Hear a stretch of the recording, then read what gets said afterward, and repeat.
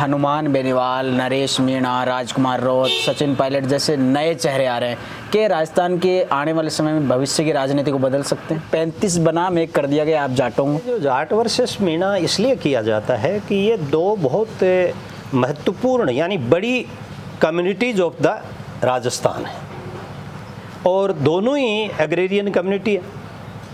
दोनों ही कम्युनिटीज़ के बीच में एक साझी संस्कृति का बहुत बड़ा महत्वपूर्ण मुद्दा है। They having a very symmetry there. आप यू कैनॉट आइडेंटिफाई कि ये मतलब फलाने मोहन मेघवाल की माँ खेत में काम कर रही है या घासीराम चौधरी की माँ खेत में काम कर रही है। और दोनों ही ये जो डिप्राइव सेक्शन और जाट कम्युनिटी है वो फ्यूडलिज्म का शिकार रही है। जाति मगर नहीं जाती, तो जाति है वो जाति नहीं है।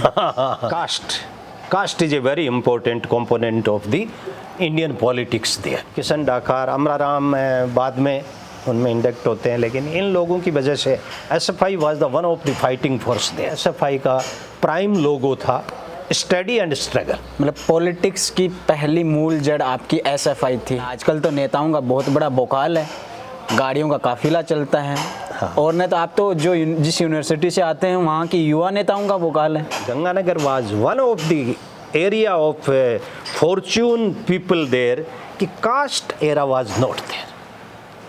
चाहे वो विद्यार्थी की राजनीति थी, चाहे किसान की राजनीति थी, चाहे मजदूर वर्ग की राजनीति थी या फिर इवन व्यापारी का। निर्मल चौधरी छात्र संघ अध्यक्ष बने थे, उस समय भी जातिवाद बहुत ज़्यादा हावी था। जाट वर्सेज मीणा किया गया था। राहुल गांधी उसकी चाहे जितनी मीडिया ने मखौल उड़ाए, उसको क्या क्या नहीं कहा, उसको क्या क्या नहीं कहा गया। पप्पू से लेकर के बहुत सारी तोहमतें उस पर की गई। विदाउट विचार के अगर आप युवाओं की एक लंबी फौज भी खड़ी कर लेंगे तो फिर वही होगा जो बांग्लादेश में नेपाल में हो। डॉक्टर अंबेडकर ने एक जगह लिखा है कि शिक्षा शेरनी का दूध है, जो पिएगा वही दहाड़ेगा। नरेंद्र मोदी का पूरी तरह से डोमिनेंस हो जावे किस पर? सत्ता पर, भाजपा पर और देश दुनिया के सारे मुद्दों में आम द ओनली डिसाइडिंग वन। इस आधार पर उन्होंने पर्ची से भजन लाल जी को मुख्यमंत्री बना दिया। आरक्षण तो ज़मीनी सच्चाई है। अभी भी आज आप जानते हैं कि भाई प्रारंभ में आरक्षण कुछ प्रेस्क्राइब टाइम पीरियड के लिए दिया गया है, लेकिन आरक्षण के पीछे ये था कि भाई गैर बराबरी जब तक बनी रहेगी उतने तक आप आरक्षण को क्वेश्चन नहीं कर सकते। Indira Gandhi was very important leader और वो देश की प्राइम मिनिस्टर थी and for her this was not a ticklish task की home will be head the various states there. Barkatullah साहब को 1 सेकंड में यहाँ पर भेज दिया कि आप मुख्यमंत्री होंगे। हथियार लिए हुए नौजवान फिर रहे हैं, जेलों को के फाटक खोल दिए गए हैं और दरवाजे तोड़ दिए गए हैं और प्राइम मिनिस्टर जो फॉर्मर रहे हैं उनके घरों को फूंका गया है, उसकी पत्नी को जला दिया है। ये दिस इज नॉट ए मतलब मौजूदा पीएम तो देश छोड़कर भाग गए। कहते हैं कि राजनीति में आने से पहले कुछ चीज़ें हैं जो राजनीति के बारे में सीखनी भी ज़रूरी होती है, लेकिन उसकी भी एक कला होती है और राजनीति के कुछ एटिकेट्स होते हैं, थिंग्स होते हैं, वो सारी चीज़ें एक टीचर है वही बताता है। और ऐसे ही प्रोफेसर आज हमारे साथ हैं घासीराम जी, जिनसे हम राजनीति के बारे में चर्चा करेंगे और शुरुआत कैसी की और ये अभी आज जिस दिन बैठे हैं उस दिन तक की पॉलिटिक्स के बारे में क्या कुछ जानते हैं। पुरानी पॉलिटिक्स, ओल्ड पॉलिटिक्स जो पहले के समय में जो नेता करते थे और आज के समय में जो youth politics, social media craze है, उस सारी पॉलिटिक्स के बारे में हम बात करेंगे और प्रोफेसर साहब से वो सारे तमाम बातें करेंगे कि जो पहले के समय चौधरी चरण सिंह, ताऊ देवीलाल और तमाम वो नेता हुआ करते थे, उन सब के बारे में बात करेंगे और आज के समय प्रधानमंत्री मोदी और इन दोनों पॉलिटिक्स के बीच में क्या कुछ बदलाव आए हैं वो तमाम बातें करेंगे। नमस्कार, मेरा नाम है अभिषेक जाखड़ और आप देख रहे हैं द लोक नेत्र। सर, आपका लोक नेत्र पर स्वागत है। Thank you ji. सर, सबसे पहले तो मैं आपसे यही जानना चाहूँगा कि आपके परिचय कि आप कहाँ से आते हैं और साथ में आपने गांव ढाणी से निकलकर राजस्थान यूनिवर्सिटी के एज ए प्रोफेसर तक का सफ़र कैसा रहा? हाँ मित्र, ये कहानी बहुत रोचक और चुनौती वाली है। एक मुफलिसी में पले बड़े ऐसे गांव में और ऐसे घर में जिसका मैं पहला साक्षर हूँ।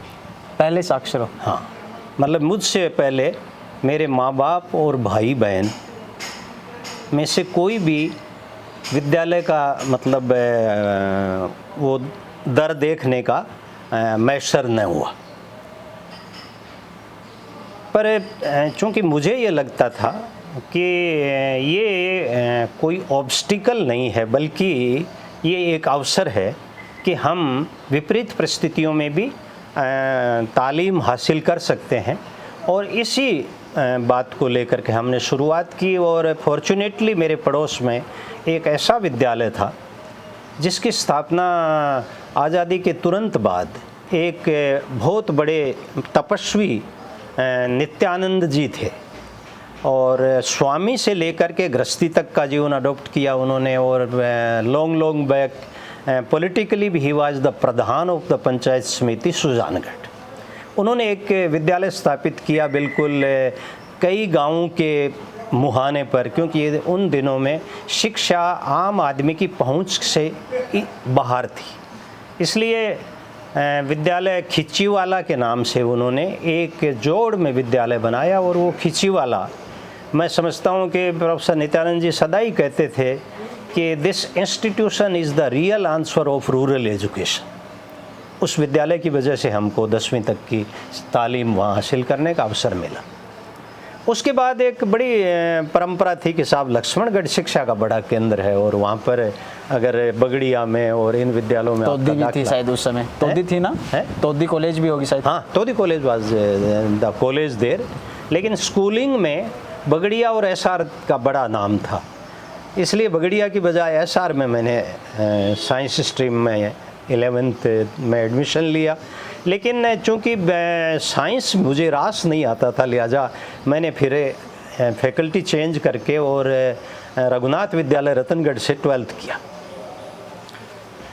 रघुनाथ विद्यालय भी उन दिनों में बहुत बड़ा नाम था। हाँ, बड़ा नाम था, और वहाँ पर नामचीन खिलाड़ी, कबड्डी का बड़ा क्रेज था। और वहाँ पर एक वैद्य जी थे जो वो हम लोगों को कबड्डी खिलाते थे। और उस रघुनाथ विद्यालय की अपनी एक ऐसी मतलब तालीम का तो बेहतरीन केंद्र था ही, लेकिन एक्स्ट्रा करिकुलर एक्टिविटीज़ के लिए भी वहाँ पर बहुत अपॉर्चुनिटीज़ थी। और सौभाग्य से उस वक्त जो वहाँ के उस रघुनाथ विद्यालय के जो प्रिंसिपल थे आर.एल. नार साहब, he was basically from the काला डेरा। उनको उस विद्यालय को अनरिच करने के लिए वहाँ की मैनेजमेंट लेके गई थी। तो नार साहब का भी हमारे व्यक्तित्व के निर्माण में बड़ा योगदान रहा। मीनवाइल मेरे ब्रदर वहाँ गंगानगर में एक कपड़े की बड़ी फैक्ट्री थी JCT, और उस दौर में 70s के लेट 70s के दौर में JCT was the one of the important textile industry there. More than 3,000 workers and a vibrant leadership of the CITU was there. तो मेरे ब्रदर ने मुझे कहा कि अब तुम गंगानगर चलो मेरे साथ, और फिर मैं वहाँ गंगानगर गया। गंगानगर में भी उस मजदूर कॉलोनी में रहते हुए हमने धीरे धीरे राजनीतिक प्रशिक्षण प्राप्त किया, और वहाँ से हमारी SFI की फहरिस्त शुरू।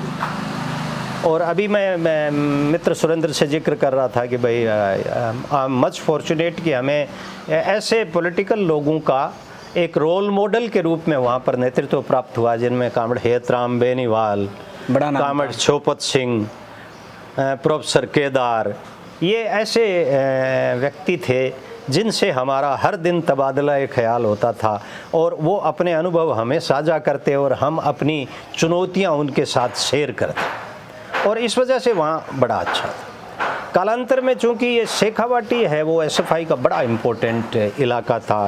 उसका गढ़ था। हाँ, किशन डाका के नेतृत्व में किशन डाका, अमराराम बाद में उनमें इंडक्ट होते हैं, लेकिन इन लोगों की वजह से SFI was the one of the fighting force there. लेकिन इससे ही ज़्यादा बीकानेर डिवीज़न में long back, now he is no more, comrade Hariram Chaudhary होते थे। वो डूंगर कॉलेज के बड़े नामचीन और ख्यातनाम लीडर थे, और उनकी अगुवाई में बीकानेर डिवीज़न में हमने बड़ी बड़ी जंग लड़ी।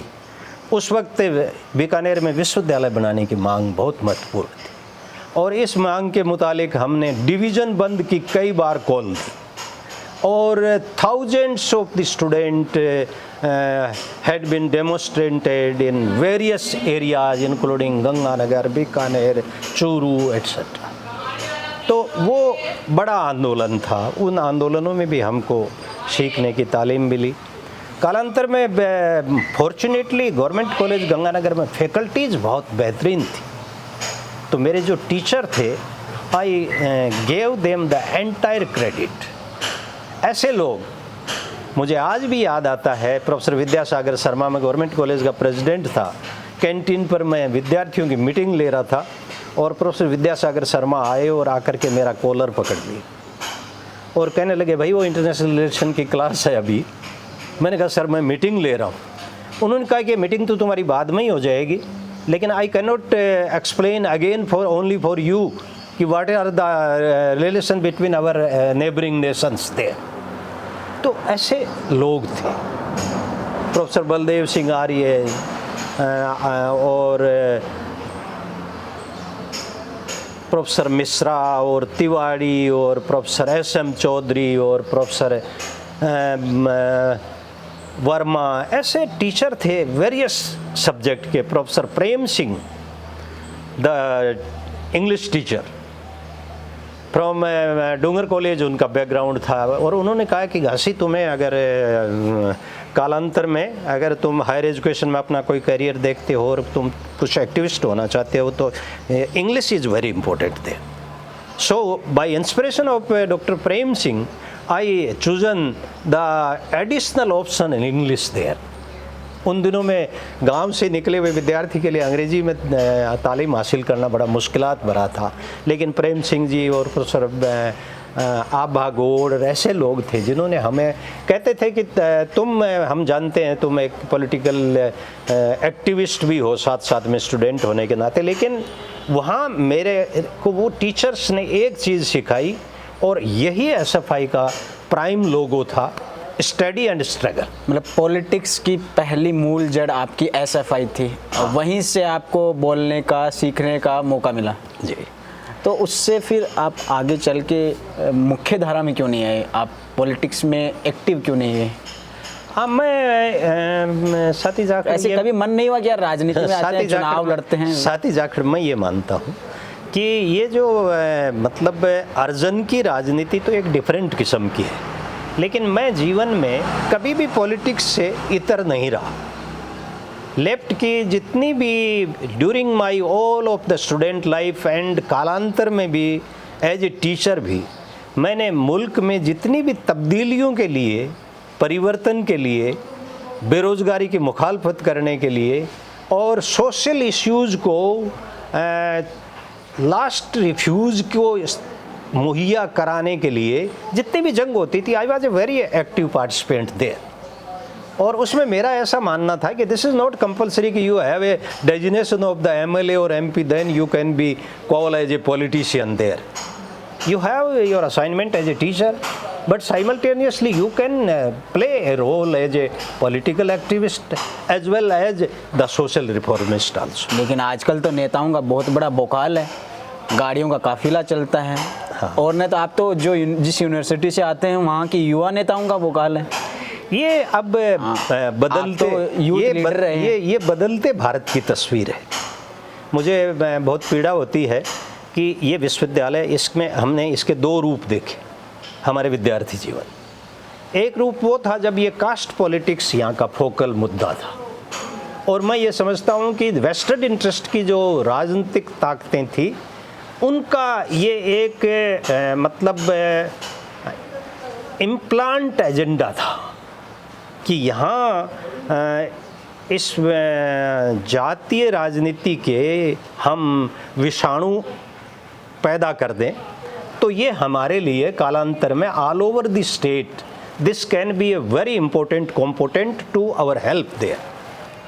और इसी बात को लेकर के, लेकिन चूंकि मेरा जो बैकग्राउंड था Ganganagar, I was much fortunate कि गंगानगर में हमारी बहुत सारे मुद्दों पर हमारे विरोधियों के साथ तकरार रही, जंग बहुत मतलब आगे तक गई, लेकिन Ganganagar was one of the area of fortune people there कि caste era was not there.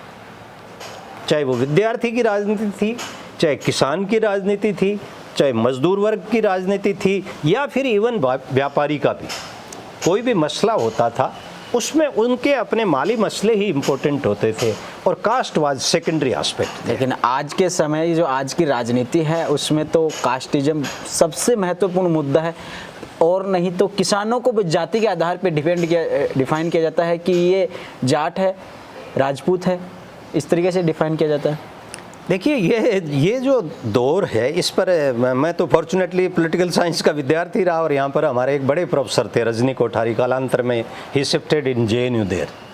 तो प्रोफेसर रजनी कोठारी ने एक किताब लिखी कि भाई caste is a very important component of the Indian politics there. Rajni Kothari was the pioneer. जाति और धर्म के आधार पर काम किया जाता है। हाँ, तो धर्म में उस वक्त तक इतना इम्पोर्टेंट विषय नहीं था। हाँ, लेकिन रजनी कोठारी ने ये किताब लिखी। कालांतर में एक बहुत अच्छा लड़का है कुरुक्षेत्र यूनिवर्सिटी में, उसने लिखा है, छोटी सी पुस्तक है उसका नाम है जाति मगर नहीं जाति।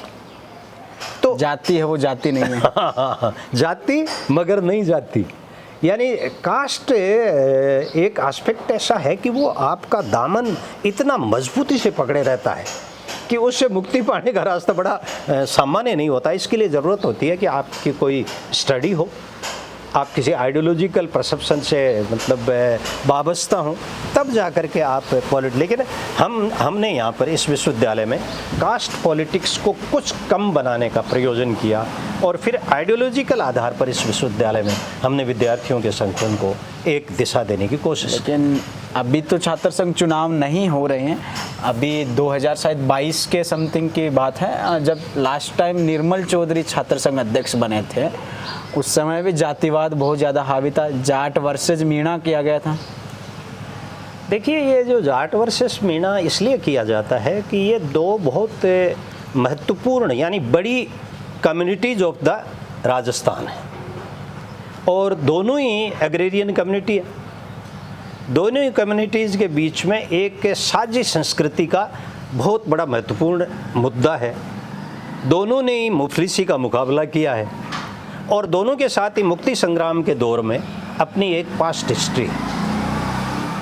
जैसे बिजोलिया का आंदोलन, मेवाड़ का आंदोलन, इसमें भील मीणाओं का बड़ा महत्वपूर्ण रोल था, और हमारा ये जो जाट कम्युनिटी का डोमिनेंस कहा जाता है, हालांकि मैं उसको बिल्कुल उसे मेरी जो किताब है agrarian moment in Rajasthan with special reference to Shekhawati, उस किताब में मैंने उन सब मुद्दों को उल्लेखित करने की कोशिश करी है कि ये जाट आंदोलन नहीं था, ये फ्यूडलिज्म की मुखालफत करने का आंदोलन था, ये एक परिवर्तन के लिए वातावरण मुहैया कराने का आंदोलन था, ये आर्थोडॉक्सी से मुक्ति का आंदोलन था, ये जातीय वैमनस्य को ब्रोकन करने का आंदोलन था, ये आर्य समाज से अभिभूत होकर के और सामाजिक कुरीतियों की मुखालफत करने का आंदोलन था। सीकर का जो बहुत पुराना 32 का वो जो इंस्टांस अगर आप करें देखें तो इस जाट बोर्डिंग हाउस में ये जो बड़ा एक आयोजन किया गया और स्टेट की परमिशन न होने के कारण उसको नाम दिया गया यज्ञ, लेकिन वो यज्ञ डिफरेंट किस्म का था। ऐसा नहीं जो आजकल जो बड़े बड़े ये जो हवन और यज्ञ हो रहे हैं, इसकी बजाय उस यज्ञ के माध्यम से लोगों को यूनिफाई करने का काम किया। उसमें पूरा शेखावाटी, तोरावाटी, कंप्लीट आपका इधर से जोधपुर के टचिंग वाले इलाके, फिर आपका ये मारवाड़, तो ये सब मिलकर के और उनको कहा कि साहब हमारा इश्यू ये होना चाहिए कि लैंड टू द टिलर्स, इसलिए ये है। लेकिन चूंकि ये दोनों ही कम्युनिटी जाट मीणाओं को का जो सवाल कई बार खड़ा किया जाता है उसका ये है कि भाई इनके बीच में एक ब्रदरहुड न डेवलप हो जाए, ये राजस्थान के पॉलिटिकल सिनेरियो को सूट करता है। कहीं ना कहीं मतलब जातिवाद सिर्फ अपने वोटों के लिए किया जाता है। हाँ, ये मतलब पॉलिटिक्स को इम्प्रेस अपॉन करने के लिए सोचे समझे तरीके से बहुत सारे लोग इसे अपने हित में समझते हैं। एक व्यक्तिगत सवाल है। आप जाट कम्युनिटी से आते हैं, किसान फैमिली से आते हैं, और पहले के समय जो जातिवाद था, SC ST के लोगों को जिस तरीके से प्रताड़ित किया जाता था, और आज के समय में जो जातिवाद है उसमें कहीं ना कहीं कुछ तो कम हुआ है, लेकिन आज भी वो चीज़ें देखने को मिलती हैं कि कुछ क्षेत्रों में SC ST पे वही प्रताड़नाएं झेलनी पड़ती है। जैसे मैं बात कर लेता हूँ बाड़मेर, जैसलमेर, मारवाड़ में, जैसे जालोर, सिरोही, उन क्षेत्रों में आज भी वही चीज़ें झेलने को पड़ती है। हालांकि आप जहाँ से आते हैं शेखावटी लगभग 90% कम हो गया है मेरे हिसाब से। मैं भी शेखावटी से आता हूँ, तो ये चीज़ें, इसको कैसे देखते तो फिर आप? भाई देखो मित्र, हमारा तो जो ओरिजिन था ना, वही इस बात को लेकर के था कि भाई जैसे कमेरी शक्तियों की एकता होनी चाहिए। और उसमें मैं तो मेरे खुद के घर का उदाहरण दूं कि मेरी माँ का जो पहनावा, मेरी माँ का जो कामकाज करने का तरीका, या फूलचंद बर्बर की माँ का कामकाज करने का तरीका, और उनकी पोशाक, उनका रहन सहन, उनका जीने का तौर तरीका, they having a very symmetry there. आप यू कैनॉट आइडेंटिफाई कि ये मतलब फलाने मोहन मेघवाल की माँ खेत में काम कर रही है या घासीराम चौधरी की माँ खेत में काम कर रही है। और दोनों ही ये जो डिप्राइव सेक्शन और जाट कम्युनिटी है वो फ्यूडलिज्म का शिकार रही। दोनों के साथ इक्वल फुटिंग, द्विम दर्जे का व्यवहार होता था। इसलिए मैं तो इससे बिल्कुल सहमत, या मैं सोचता हूँ कि अगर हम एक बेहतर राजस्थान बनाना चाहते हैं, और जातीय वैमनस्य को तो कम करना आवश्यक है ही, लेकिन किसी को आप इस आधार पर कि साहब तुम इस जोड़े में पानी नहीं पी सकते, तुम इस घड़े के हाथ नहीं लगा सकते, ये तो वैसी बात हो गई। लेकिन डॉक्टर अंबेडकर अपने प्रारंभिक जीवन में एक उदाहरण देते हैं कि साहब जालोर में मटकी कांड हुआ था। हाँ, मैं उसी का बता रहा हूँ। तो डॉक्टर अंबेडकर जिस विद्यालय में पढ़ते थे, उस विद्यालय में एक मटका रखा हुआ है, उसमें से पानी पीते थे अपर कास्ट के लोग। और डॉक्टर अंबेडकर और उनके लिए उसमें से पानी पीने का मतलब वो सूरत उनके लिए नॉट परमिटेबल। तो वो लिखते हैं कि एक बार इंस्पेक्टर का दौरा हुआ, और इंस्पेक्टर का दौरा हुआ और इंस्पेक्टर ने सब विद्यार्थियों को खड़ा होकर के उन्हें अच्छी शिक्षाओं के बारे में बताया। और उसने कहा कि भाई मतलब सच क्या है? तो उसने चांद का और सूरज का और प्रकृति के इंस्पेक्टर ने कई उदाहरण दिए। और उसने कहा कि भाई जो ये चंदा है, चंदा मामा जिसको कहते हैं, ये एक ऐसा उपग्रह है जो हमारे इस परिदेश को मतलब बहुत सारी बेहतरी सुविधाएं मुहैया कराता है। और ये कोई मतलब माइथोलॉजी पर आधारित सारी कहानियाँ हैं, वो ठीक नहीं है। तो उन्होंने कहा कि चांद एक है, सूरज एक है, ये सत्य है। उसने सारे विद्यार्थियों को 2-3 बार खड़े करके सबसे पूछा, सब ने फिर एक एक से हाथ खड़ा करके पूछा कि बताइए साहब सत्य क्या है, कि चांद एक, सूरज एक। अंबेडकर को पूछा खड़ा होकर, तो अंबेडकर कुछ बोले नहीं। और बोले नहीं तो उन्होंने कहा कि भाई तुम बोल क्यों नहीं रहे हो? तो सारे टीचर उस पर बड़े अनॉयड हुए कि यार तुम बार बार रिपीट करने के बावजूद आप इसको क्यों नहीं बता पा रहे हो? तो उसने कहा नहीं, सच ये नहीं है, चांद एक, सूरज एक, ये सच नहीं है। तो बोले फिर सच क्या है?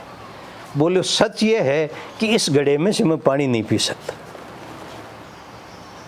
तो ये अगर मान लीजिए आज के आज़ादी के 80 साल बाद हमारे अपने इस राजस्थान में, राजपूताने में से राजस्थान बन गया, और 80 साल बाद भी अगर हम इस आधार पर किसी को विक्टिम बनाते हैं या उसके साथ ऐसा बिहेवियर किया जाता, तो दिस इज एंटायरली कंडेमेबल।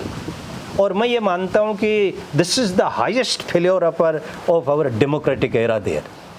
और हमको इस राजस्थान की जो राजनीति की लीडरशिप करने वाले सारे लोग हैं, उन सब के चाल चरित्र चेहरे के ऊपर ये एक ऐसा प्रश्न चिन्ह है कि उन्होंने एक ऐसा राजस्थान बनाने का कोई भरपूर प्रयोजन नहीं किया, जिसकी बदौलत आज भी ऐसी डिस्क्रिमिनेटीज लोगों को सहनी पड़ रही। लेकिन जातिवाद की बात करते एक सवाल और आ गया मेरे, ज़्यादातर हो जाएंगे जातिवाद के सवाल। लेकिन हरियाणा में और राजस्थान की खास तौर से बात करूँ, जब से राजस्थान बीजेपी की सरकार आई है, कहीं ऐसा नहीं लगता कि 35 बनाम 1 कर दिया गया आप जाटों को? देखिए ऐसा भी नहीं है। ये हरियाणा में तो ये ओपनली ये नारा चला था। हाँ हाँ 35 बनाम 1। ये जब कोई भी डोमिनेटिंग कास्ट किसी भी सूबे में होगी, उसकी सुख समृद्धि भी ज़्यादा होती है, संसाधन उसके पास ज़्यादा होते हैं। हरियाणा में देखिए लोग आज फॉर्चुनेटली अनरिच कम्युनिटी है जाट, और जाट कम्युनिटी को जिस तरह से मान लीजिए भाई जाट वर्सेस अदर्स किया जाता है, उसमें अन्य लोगों के अलावा मैं तो जाट कम्युनिटी को खुद इसके लिए जिम्मेदार मानता हूँ। कैसे? वो खुद उनका जो कार्यशैली है, और उनमें इन हालिया सालों में जाट कम्युनिटी में जो अपॉर्चुनिज्म डेवलप हुआ है, वो मैं समझता हूँ कि बहुत ही दुखद पहलू है। इस कम्युनिटी का ऐसा एस्पेक्ट नहीं रहा हमारे यहाँ राजस्थान में या हरियाणा में। चौधरी देवीलाल और उनके दौर में, और मतलब हरियाणा का जो सबसे बड़ा नाम लिया जाता है, उन लोगों का तो हमेशा से एक सम्यक दृष्टिकोण था, है? और उस सम्यक दृष्टिकोण में आज मान लीजिए ऐसे लीडर डेवलप हुए हैं, तो ये परेशानी की बात है।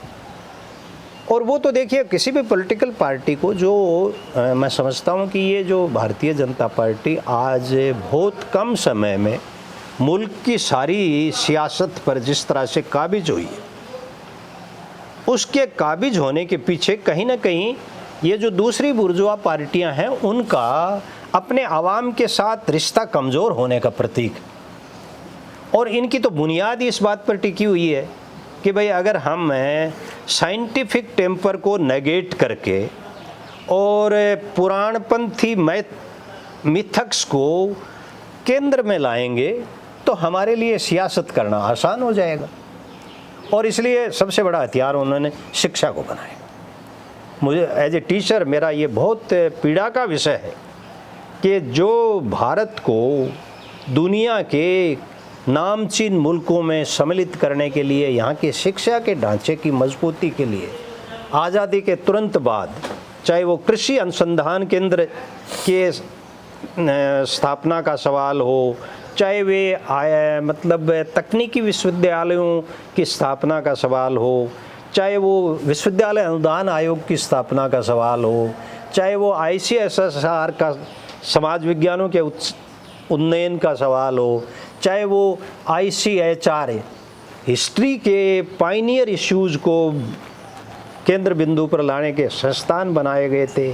धीरे धीरे उन संस्थानों को खोखला किया गया और अल्टीमेटली आज वो नई संस्थान UGC और हायर एजुकेशन के जितने भी फंडिंग के इंस्टीट्यूशंस थे, उन सबको समाप्त करके और भारतीय जनता पार्टी अब हैकी लाना चाहती है, हायर एजुकेशन कमीशन ऑन। यानी इससे क्या होगा? उसमें जो शिक्षा की स्वायत्ता थी वो खत्म हो जाएगी।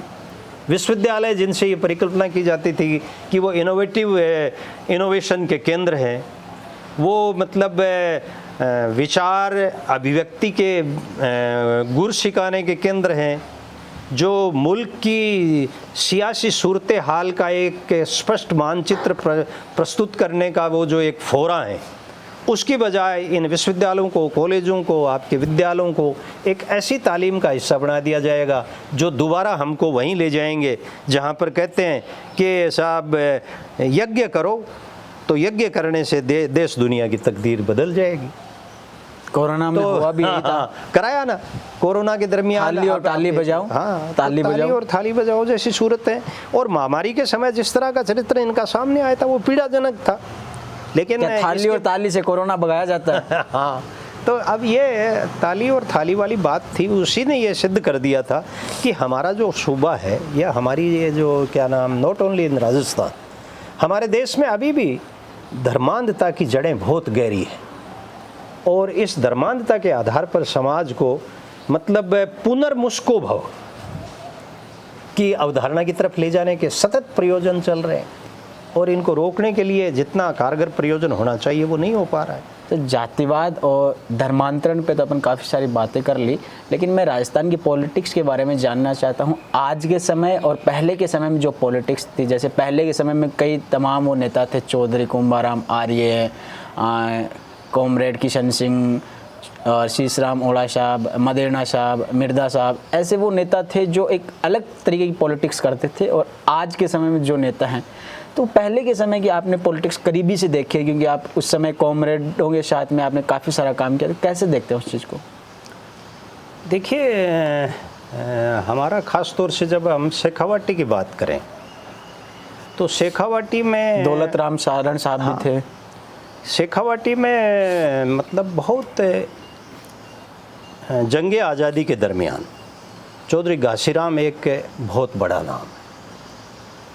उन्होंने सामंतवाद की मुखालफत करने में बहुत बड़ा आंदोलन किया। साथ ही उसी हमारा जो चूरू वाला इलाका है, इसमें एक हनुमान सिंह बुडानिया और चौधरी जीवन राम और उनके जो पुत्र बाद में एक बार राजगढ़ से विधायक भी रहे, ये लोग आर्य समाज के माध्यम से समाज परिवर्तन की एक बड़ी अलख जगाते थे। और फिर इसी फहरिस्त में कॉमरेड त्रिलोक सिंह का नाम आता है, जो फतेहपुर के पास अलपसर गांव के रहने वाले थे। और इन लोगों ने राजस्थान की राजनीति को और साथ ही कांग्रेस की पॉलिटिक्स को डोमिनेंस देने के लिए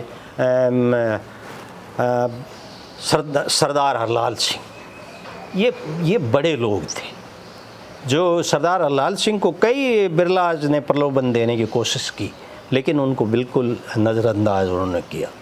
ये ऐसे लोग थे जिन्होंने वो बलिदान की चलती फिरती मूर्ति कहे जा सकते हैं और परिवर्तन की सूरत को बहुत मजबूत बनाया। इसी तरह से हमारे इन इलाकों में कुंभाराम आर्य एक बड़ा नाम है, जिनको कालांतर में एक अच्छी पोजीशन मिली। सुखाड़िया रिजीम में वो he was a big leader थे। और भूमि सुधार का जो हमारा जो एक्ट आया लेट 50s का, जो लैंड टू द टिलर्स की अवधारणा को फसीभूत करने का जो श्रेय जाता है, मैं समझता हूँ कि वो जो हमारा भूमि सुधार का कानून था उसको हम बड़ी क्रेडिट दे सकते हैं। And Chaudhary Kumbharam was the revenue minister in those days, तो उनकी रहनुमाई में हुए और वो इक्वल फुटिंग लीडर थे। सुखाड़िया कई बार पंडित नेहरू के पास इस बात को लेकर के गए कि साहब चौधरी कुंभाराम हमारे साथ सहयोग नहीं करते हैं और ये सब कांग्रेस में एक हमारी आपसी जो साझा समझ होनी चाहिए वो नहीं बन रही है। तो चूँकि वो इशू बेस उनका आपस में मतलब एक हेल्दी विमत कह सकते हैं इसको, मतलब healthy difference of point of opinion दे है।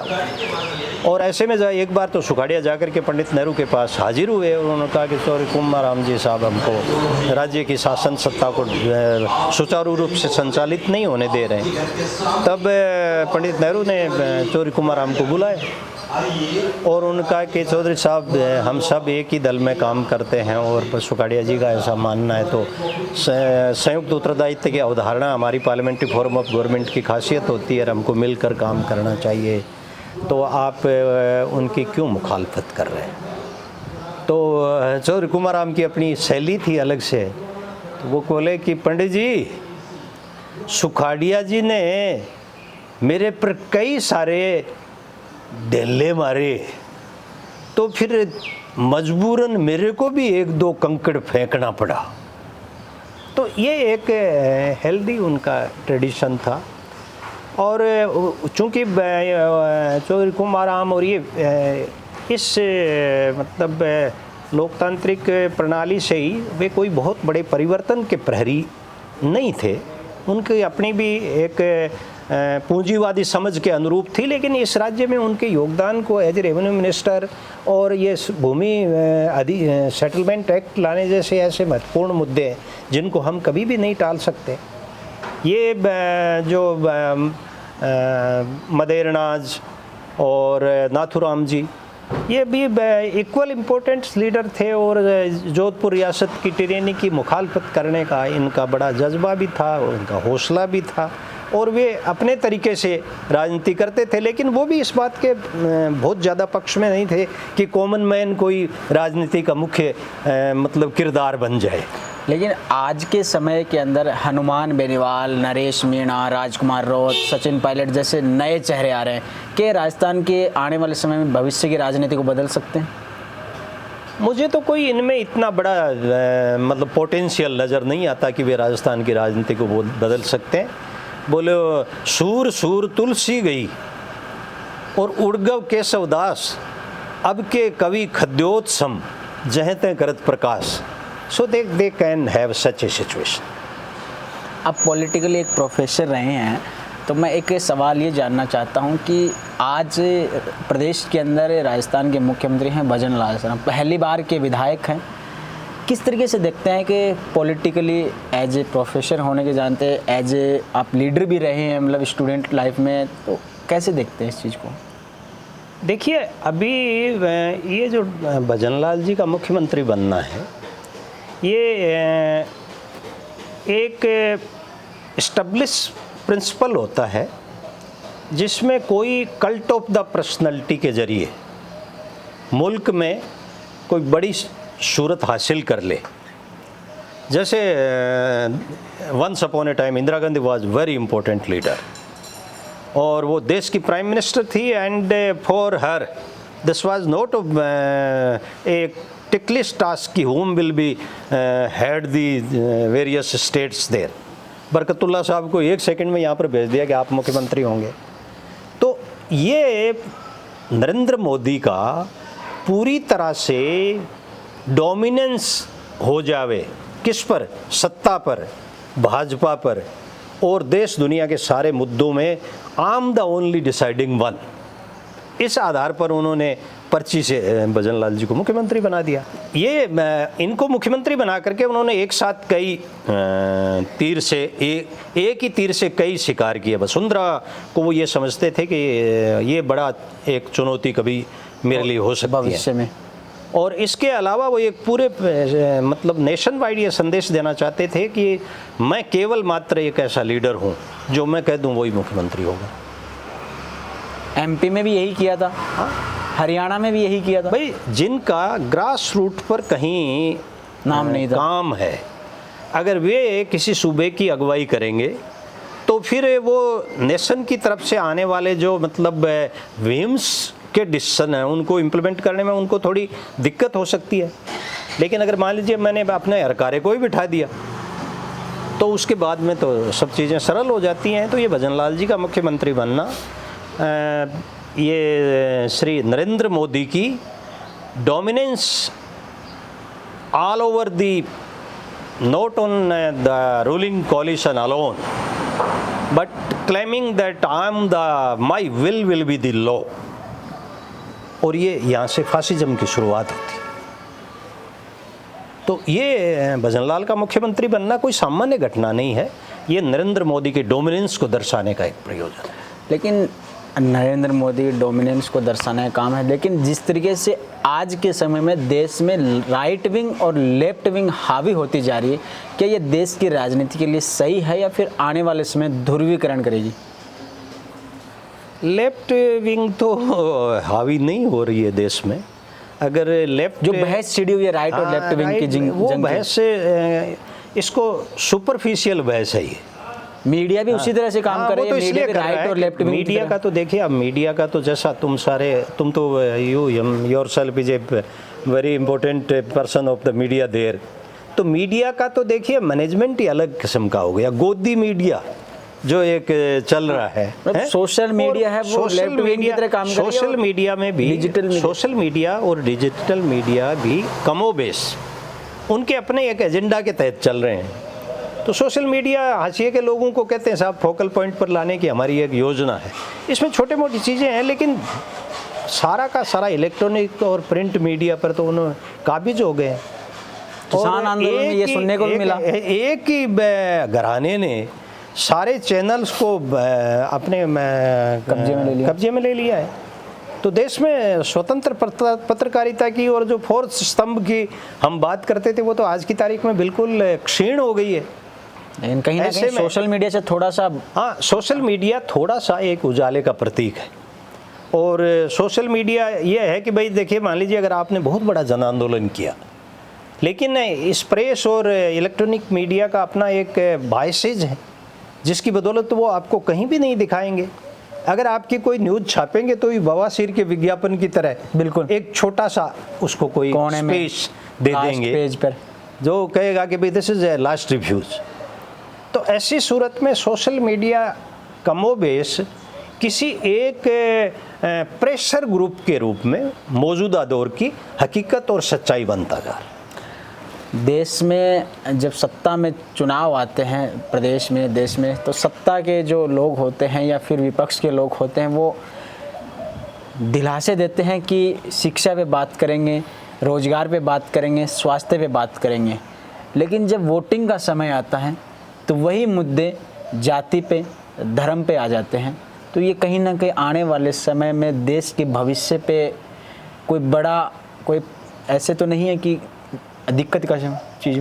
देखिए, मौलिक सवालों को अगर आप लगातार पीछे धकेलते जाएंगे तो कुछ समय के लिए time being you can enjoy whatever the power etcetera, लेकिन अल्टीमेटली लंबे समय तक अगर आप जो ये मुद्दे हैं आम आदमी के, जैसे आज पूरे मुल्क का जो नौजवान है उसमें बड़ी छटपटाहट है, करिज्म के नाम पर वो बिल्कुल, और आपकी कोई बात सुनने को तैयार नहीं है।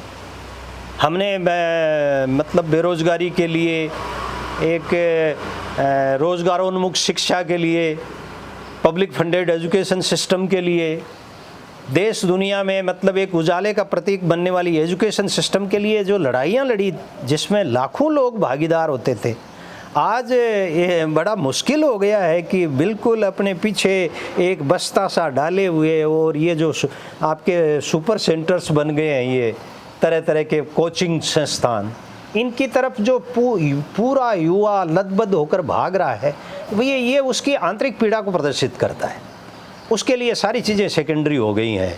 ना वो कोई आपका आइडियोलॉजिकल बेस सुनने को तैयार है, ना कोई आपके जन आंदोलन का भागीदार करने को तैयार है। उसको तो लगता है बस समकक्ष में प्रथम हो जाओ। और ये जिजीविसा है, that's not converted into the very मतलब जॉब अपॉर्चुनिटीज़ देयर। तो इस वक्त जानबूझ करके बेरोज़गारी के सवाल को सरकार किसी भी सूरत में सुनने को तैयार नहीं है, और वो अल्टरनेट ला रहे हैं। बोले साहब हम तो आपको स्वरोजगार देंगे, खुद ही को कर बुलंद इतना कि हमारे पास का, आप तो बोले साहब रोजगार पाने की क्या आवश्यकता है, रोजगार देने वाले बनो। इस तरह के जुमले, संसद में समोसे की बात होती है, इस तरह के जुमले दे करके और बेरोजगारों को एक ऐसे जार्गन में फंसाने की ये भारत सरकार की जो षड्यंत्रकारी योजनाएं हैं, और राज्य भी इस फहरिस्त में शामिल हो रहे हैं, वो बहुत चिंता की बात है। गृह मंत्री ने एक बार भाषण भी दिया था, जानना होगा। गृह मंत्री ने एक बार भाषण भी दिया था और कहा था कि एक समोसा बेचने वाला भी रोजगार ही कर रहा है, पढ़ाई करने की जरूरत कहाँ है। ये क्या है कि जैसे जो मौलिक सवाल हैं उनको हाशिए पर डालने के उनके अपने इतर उद्देश्य हैं जिनका प्रतीक है।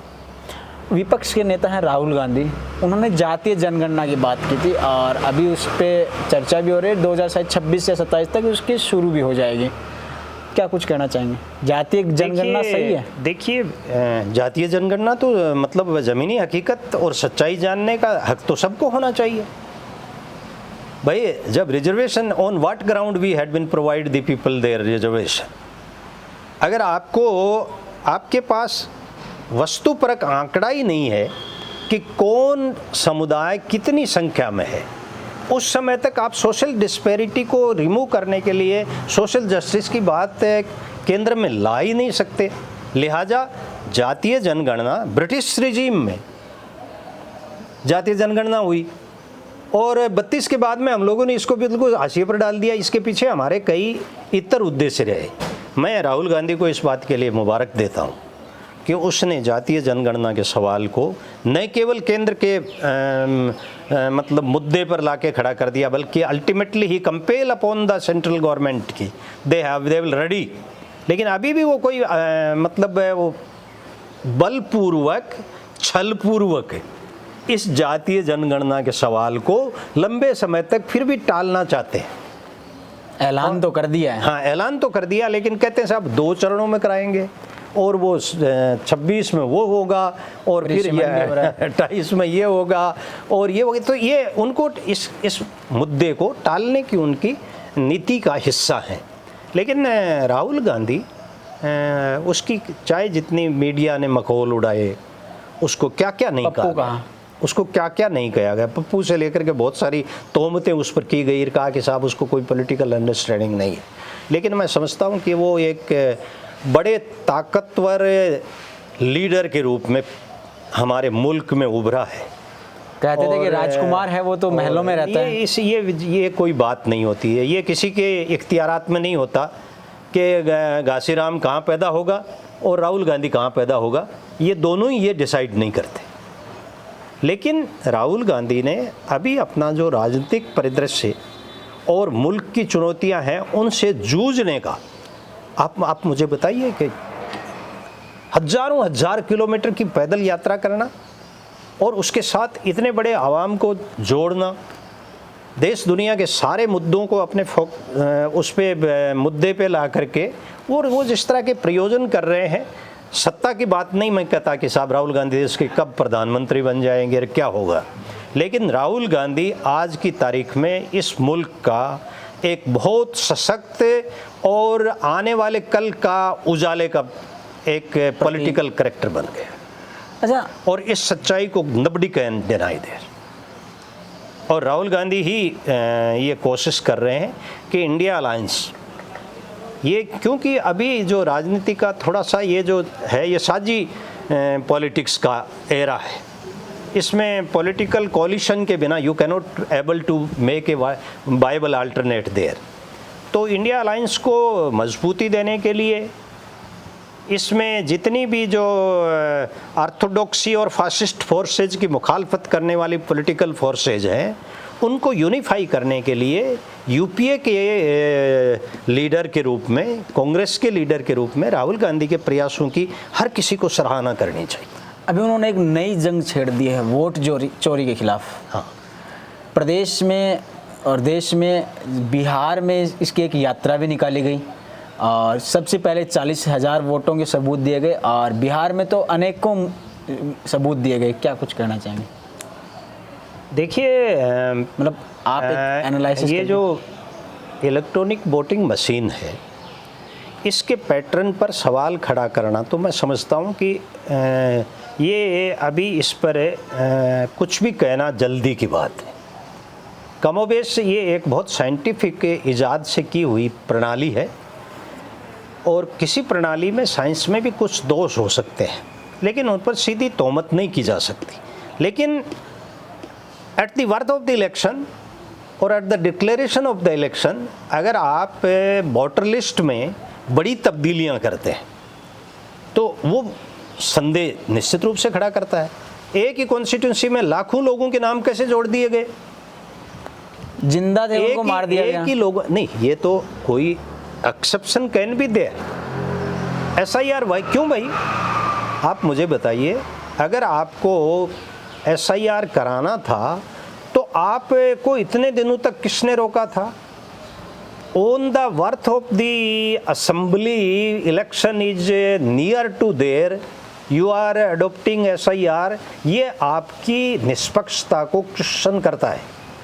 इलेक्शन कमीशन आज की तारीख में जिस तरह से काम कर रहा है, वो एज ए पॉलिटिकल साइंस के विद्यार्थी मेरे को ये कहते हुए बहुत पीड़ा होती है, लेकिन हमने जिन संस्थानों को लोकतंत्र की हिफाजत और एक इम्पार्शियल एटीट्यूड का रोल मॉडल बनाने के मुद्दे संवैधानिक तौर से दिए गए थे, इलेक्शन कमीशन उन मुद्दों पर खरा नहीं उतर रहा है। ये ज़मीनी सच्चाई। सामाजिक न्याय और आरक्षण की बात भी की जाती है, क्या ये भारत के भविष्य को कैसे देखते हैं? इससे देखो भाई, आरक्षण तो ज़मीनी सच्चाई है। अभी भी आज आप जानते हैं कि भाई प्रारंभ में आरक्षण कुछ प्रेस्क्राइब टाइम पीरियड के लिए दिया गया है, लेकिन आरक्षण के पीछे ये था कि भाई गैर बराबरी जब तक बनी रहेगी उतने तक आप आरक्षण को क्वेश्चन नहीं कर सकते। आप मतलब अखाड़े में एक 100 kg के पहलवान का मुकाबला करने के लिए 40 किलोग्राम के कृष्णकाय आदमी को लड़ाना चाहते हैं और कहते हैं साहब देखो इम्पार्शलिटी है, हमने तो दोनों को कह दिया इक्वल फुटिंग, मैदान आपके सामने, आप आइए और लड़िए। तो क्या ये हो सकता है क्या? तो जब तक गैर बराबरी, आर्थिक विषमता, पिछड़ापन, जातीय वैमनस्य, धार्मिक उन्मादों के सवाल ये सब बने रहेंगे उतने तक आप रिजर्वेशन को यू कैन नॉट फिनिश। अच्छा, विदेश नीति पे मैं कुछ बात करना चाहूँगा। अभी हाल ही में नेपाल का मुद्दा है वो सबसे ज़्यादा हावी है। नेपाल के जो प्रधानमंत्री उन्होंने इस्तीफ़ा दे दिया है और वहाँ पे प्रोटेस्ट चल रहे हैं। जेएनजी जो एक कम्युनिटी है, जो वहाँ के लोग हैं युवा, वो प्रदर्शन कर रहे हैं, सड़कों पे उतरे हुए हैं और यहाँ तक कि वित्त मंत्री है उनको तो सड़कों में पीट दिया। देखिए ये समाज विज्ञानों के विद्यार्थी के नाते मेरे को ये लगता है कि ये जो राजशाही से मुक्ति के बाद नेपाल में जिस लोकतांत्रिक पद्धति का प्रयोजन अडॉप्ट किया गया और लोगों की जो आशाएं थी, उन्होंने राजशाही को जिस जज्बे के साथ हाशिए पर ले जाकर के ख़त्म किया और लोकतंत्र को वहाँ चुना, वो एक बहुत सुनहरी पहल थी और उसकी देश दुनिया में बड़ी तारीफ़ हुई। लेकिन वहाँ का जो नेतृत्व है, अभी ये जो मुद्दा किया गया कि साहब नेपाल में ये जो ऑल ऑफ सडन इस तरह की जो सूरत हुई है वो सोशल मीडिया को बैन करने की वजह से हुई। लेकिन मुझे ऐसा लगता है कि सोशल मीडिया को बैन करने का तो एक one step is there. Basic Nepal की राजनीति में जो करप्शन है that's becomes a very vibrant element there. वो न केवल अपने मुल्क का बल्कि जो पड़ोसी देश उनकी इमदाद के लिए आगे आते हैं। जैसे चाइना ने अभी एक रोड बनाना शुरू किया था, हाँ, नेपाल से चाइना। हाँ, और उस चाइना की रोड को मतलब कितना समय हो गया, 2.5 साल से ज़्यादा हो गए, लेकिन अभी तक वो रोड अपनी शेप नहीं ले पा रही है। और सरकार और संबद्ध एजेंसियां हैं, वो लोग तो यहाँ तक आरोप लगा रहे हैं कि साहब खुद हुकूमत के लोग और वहाँ की एम्बेसी ये सब उसमें करप्शन में शामिल हो गए। तो एक तो बेरोज़गारी के ऊपर उन्होंने कोई कारगर प्रयोजन नहीं किया, तो वहाँ के युवा के सामने रोज़गार का सवाल बहुत महत्वपूर्ण। साथ ही सोसाइटी में करप्शन बिल्कुल इस कदर हावी हो गया है कि कोई भी चीज़ें में ट्रांसपेरेंसी बची नहीं। साथ ही पॉलिटिकल मोबिलाइजेशन के लिए कोई प्रयोजन किए नहीं। इस वजह से ये जो उद्वेलन है, लेकिन जिस तरह का ये उद्वेलन हुआ है इसको हम अतिवाद कहते हैं, अराजकता है ये। जैसे पार्लियामेंट को फूंक देना और ये कर देना, वो तो ठीक वैसा ही है जैसे फ्रेंच रिवॉल्यूशन के दरमियान हुआ था। लेकिन उसकी बुनियाद कितने दिनों तक टिकी, ultimately that is not prevail upon their. तो नेपाल में या पिछले दिनों बांग्लादेश में, हमारे पड़ोस में छोटे छोटे सूबे हैं, इन सब सूबों में जिस तरह की सूरत बन रही है वो हमारे लिए एक चिंता की बात है। एक कारण ये भी बताया जा रहा है कि वहाँ के लोग, उनके जो बड़े बड़े नेता थे, उनको लेकर ये टिप्पणी की जा रही है कि उनके बच्चे तो विदेशों में पढ़ते हैं, आलीशान ज़िंदगी जीते हैं और इस वजह से भी ये प्रोटेस्ट हुआ। मैं नहीं समझता कि ये कोई एकमात्र कोई रीज़न हो सकता है। This can be a little point there, लेकिन बेसिकली ये है कि पॉलिटिकल मोबिलाइजेशन का अभाव, बेरोज़गारी के लिए कोई कारगर प्रयोजन न करना, समाज में जो एक पारदर्शिता होती है उसका अभाव, और जो भ्रष्टाचार, ये बेसिक रीज़न है। और इसके साथ ही नौजवानों को पॉलिटिकल ट्रेनिंग न देने के लिए उनके जहन दिलो जन्म, आज जैसे जिस तरह से वो हथियार लिए हुए नौजवान फिर रहे हैं, जेलों को के फाटक खोल दिए गए हैं और दरवाजे तोड़ दिए गए हैं, और प्राइम मिनिस्टर जो फॉर्मर रहे हैं उनके घरों को फूंका गया है, उसकी पत्नी को जला दिया है, ये दिस इज़ नॉट ए मतलब मौजूदा पीएम तो good देश thing छोड़कर there। भाग गए। हाँ, मौजूदा पीएम को तो खैर रिजाइन करके गए हैं और अब हो सकता है कि वो देश भी छोड़ के चले जाएं, क्योंकि गए। उनकी शर्तें कुछ ऐसी भी हैं कि भाई ये जो लोग हैं ये यहाँ से चले जाएं। तो ये ऐसी अराजकता मैं समझता हूँ कि चिंता की बात है। लेकिन ये चिंता अगर वहाँ के हुक्मरान समय रहते करते, और इस ये दूरदृष्टि का भी अभाव है। अगर मान लीजिए मुल्क में ऐसा एक जलजला होने के मुहाने पर खड़ा है और आपको ये इल्म ही नहीं है कि साहब क्या होने जा रहा है, तो फिर ये तो वैसा ही हो गया कि रोम जल रहा था, निगरो बंसी बजा रहा था। This kind of the situation had been क्या टेकन भारत में भी ऐसी स्थिति हो सकती है? नहीं, मैं नहीं समझता भारत में इसकी कोई गुंजाइश नहीं है। भारत एक मतलब बहुत बड़ा मुल्क है और भारत में ये छोटी मोटी वारदात तो किसी कॉर्नर पर हो सकती है, लेकिन कोई ऐसा उद्वेलन हो जाएगा, क्योंकि इंडियन सोसाइटी का थोड़ा डिफरेंट करैक्टर है। यहाँ तो लोग मतलब बहुत tolerance people have a lot there. लेकिन ये ज़रूर है कि भाई वार्निंग विसल तो है ही for the ruling people there, कि भाई देखो जब पड़ोस में जो कुछ हो रहा है, आपके अगर पड़ोस में आग लगी है तो उसकी लपटें तो आप तक आएंगी। घर तो अपना भी इसलिए मैं समझता हूँ कि हमारे मुल्क की सारी सियासतदारों को इन सब मुद्दों से न केवल सावचेत होना चाहिए बल्कि सतर्क भी रहना है और कोशिश करनी चाहिए कि ये देश जो लोकतांत्रिक प्रणाली को बहुत मजबूती के साथ अपने दामन के साथ जोड़े हुए है वो यथावत रहे। युवाओं को शिक्षा और राजनीति में क्या सीखना चाहिए? युवाओं को सबसे पहले तो शिक्षा और राजनीति में ये सीखना चाहिए कि जैसे युवा एक बड़ी फाइटिंग फोर्स होती है, उसमें कुछ नया कर गुजरने का जज्बा होता है, वो आने वाले कल का भविष्य होता है। लिहाजा उसको सबसे पहले तो वो तालीम शुदा हो, उसे वो एक बेहतर शिक्षा हासिल करे। और वो बेहतर शिक्षा कब मिलेगी? जब शिक्षा को रोज़गार का हमने मौलिक अधिकार की जंग करी और इसको मुहैया करवाया, लेकिन उसको हाशिए पर ले जाने के प्रयोजन चल रहे हैं। तो public funded education system strengthen हो और आम व्यक्ति को एजुकेशन में अपना रोल अदा करने का अवसर मुहैया करवाए। This is the responsibility of the ruling people there. तो युवा एक तो तालीम अच्छी हासिल करें, फिर उनका वैचारिक प्रतिबद्धता ज़रूरी है। विदाउट विचार के अगर आप युवाओं की एक लंबी फौज भी खड़ी कर लेंगे तो फिर वही होगा जो बांग्लादेश में नेपाल में हो रहा है। तो क्या पढ़ा लिखा युवा ही भारत की राजनीति को दिशा बदल सकता है? मैं समझता हूँ कि पढ़े लिखे युवा से उम्मीद है, की जानी चाहिए, क्योंकि शिक्षा एक ऐसा अस्त्र है। इसे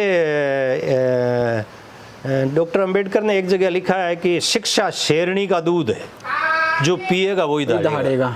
यही चीज़। तो without education you cannot be a मतलब role of the tomorrow there. जी शुक्रिया। तो ये थे हमारे साथ डॉक्टर घाशीराम जी, जो कि काफ़ी बहुत सारी बातें हुई हमारी शिक्षा को लेकर, पॉलिटिक्स को लेकर और प्रदेश के युवाओं को लेकर और देश में जो आज के समय में जो हालात हैं उन सब को लेकर। इस वीडियो को आप ज़रूर देखिएगा और अपने दोस्तों और परिचितों को शेयर ज़रूर कीजिए, क्योंकि इसमें बहुत सारे नॉलेजेबल बातें हैं और डॉक्टर साहब जैसे प्रोफेसर साहब से हमने बहुत सारी बातें की जो कि आपको लॉजिकली प्रैक्टिकली बहुत सीखने को मिलेगा। फिर मिलेंगे किसी ऐसी ही एक शख्सियत के साथ और प्रोफेसर साहब के साथ भी एक बार फिर कभी ना कभी चर्चा करेंगे। तब तक के लिए मुझे दीजिए इजाज़त। नमस्कार, राम राम।